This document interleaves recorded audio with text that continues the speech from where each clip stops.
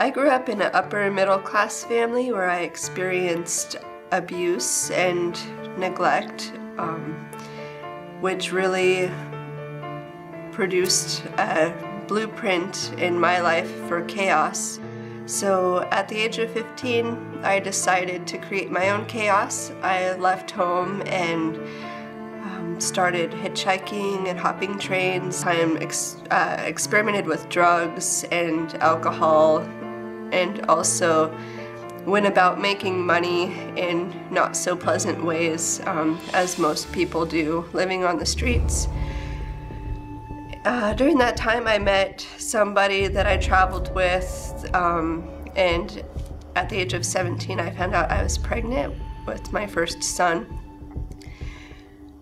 At that time my partner suggested that I have an abortion, and I thought that I would be okay with that, and when it really came time, I wasn't. So I told him that was not an option, and that was really when he became abusive. Because I had a blueprint for chaos, this just seemed normal, this seemed comfortable to me, and so I stayed in that abusive relationship, and it became progressively more abusive, especially after the baby was born, to the point where I was staying in that relationship greatly out of fear. I would not even call the police out of fear that I could be killed or my child. I was left one day with no money for diapers, and so I went out downtown to panhandle for some. I was told that the Whatcom County Pregnancy Center had free diapers in an Earn While You Learn program, and so I thought I'd give that a try. There I found out about a program called CHAT. In the CHAT program, we had a lot of time just to talk openly with each other, and so I got to know other moms, and I realized that a lot of moms are going through the same things, and we did parenting classes.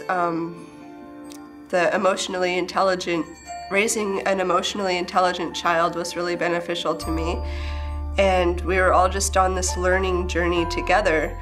During one of the chat sessions, a family law attorney came in to answer some questions about family law and our rights in different situations. And I asked a few questions about what my life might look like and what my rights could be leaving my kid's dad. And the information I gained there was profound and empowering. And that was a Wednesday, I believe, and by Friday, I, with the help of some of the chat volunteers actually, moved into a new house in a secret location, and I was able to get out of that abusive relationship. And so I have 3 boys aged 7, 6, and 4 right now, Sequoia, Yarrow, and Bodhi. They have some behavior issues. Sequoia has a digestive disorder called onchoparesis. He also has some social emotional issues. For a long time he wouldn't really bond with people, or he would throw himself at people too quickly and bond too quickly. My son Yarrow didn't start talking until after he was 3 years old, probably as a defense mechanism. Talking wasn't safe. He realized at a young age, growing up in the chaotic home with his abusive father. There were times where I would be holding Yarrow and be attacked, and I would just be hovering over him trying to protect him and crying and screaming, and he didn't start talking until after I was able to leave the abusive relationship. And so he has some speech delays and also some social emotional delays. Something that's helped with that is just building structure in their life. They have been going to school, and that's been challenging for them. They have individual education plans. Also, they do an after-school program called Flying Colors, and they are specially trained for dealing with children who have been through hard times in their family life, whether it be divorce or abuse or foster families or that kind of thing. And so they know how to approach these behavior issues with genuine, unconditional love and acceptance, which is what kids need to be able to build self-esteem. Flying Colors also has basic self-help programs at times for the kids, such as emotional intelligence, kind of understanding, or ways to make choices in life, to realize that their choices can get different consequences, and they take a love and logic approach with the kids, also giving them choices and helping them really understand that their choices result in consequences that they will live with. Homework Heroes program so that the kids can be successful in school, which is great to go to school prepared, and that definitely raises not only intelligence but self-esteem. And my kids are making friends, not only with the children there, but with the leaders. A lot of the leaders are in Flying Colors or Compass, which is the kids program that happens while the moms meet with chat, and also Ray of Hope, which is the summer camp that Rebound provides. And a lot of the same adults are in all three of those, and so it really provides continuity for the kids and just other trusted adults that they could go to. Without Rebound in my life, in the life of my children especially, I could foresee going back to that age-old blueprint of chaos that I have and just living that out. That's what I grew up with. That became my comfort zone. That's what I sometimes resort to at times. And Rebound really provides structure and a good form of discipline for me and my children, as well as continuity and unconditional love and acceptance. Without it, I foresee just chaos.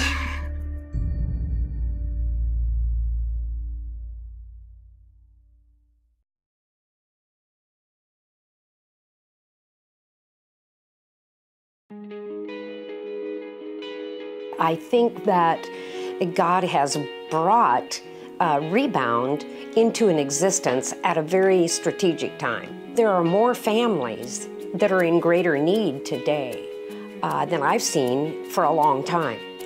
So along with the challenges that come with poverty or a lack of resources in whatever way, comes that need for additional support and additional care. And I believe that we're here at a time to be able to provide that. Another reason I think it's very strategic, state agencies, schools, DSHS, Division of Children and Family Services cannot face the challenge ahead, in front of them right now.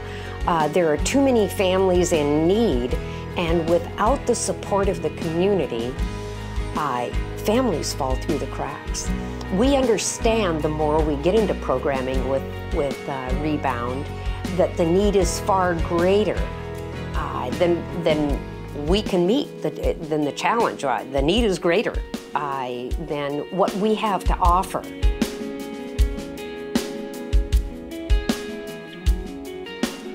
The greatest roadblock that we face at Flying Colors is serving families that are unfunded. Many of our kids qualify for DSHS assistance, child care assistance.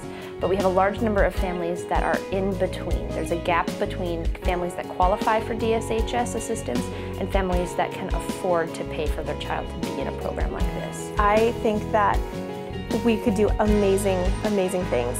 And I think that being able to hire a staff person to be able to work on Middle School Compass full-time would be able to make the program just that much better. Everyone working on Middle School Compass are volunteers, and that is wonderful, but sometimes we run out of time, and to be able to put the amount of time and energy necessary into making the program as big as it could be is hard. So I would say with funds we would be able to research curriculum that would be age appropriate and would really be able to build skills in these kids that they might not have had. Simply, we could not afford to start another program without some financial backing. And so with some really hard work, we've had our grant writer write out for a grant through the Murdoch Foundation. We just received that grant recently, and since then we have been able to hire a family coordinator, and that's going to be a major part of that person's job, to simply start connecting with some of these families and start understanding what resources we already have out in the community in order to help them with some of these life skills they're developing. My dream, my vision is to see this spread throughout Whatcom County, so that there's a Compass group in Blaine, there's a Compass group in Meridian, there's a Compass group in Linden, that there is a chat program in each of these areas, so that we're able to meet the needs in the local neighborhood. We've been asked by a social service agency if we could provide our programming at the grassroots level in the local neighborhood. They have asked us to come into their neighborhoods with highest referral rates to put our programming in so that we can help meet the incredible needs that these families face. So the time is strategic. The opportunity is absolutely amazing. And as doors continue to open, as we are able to find funding, we're going to be able to reach into local neighborhoods throughout the entire Whatcom County area.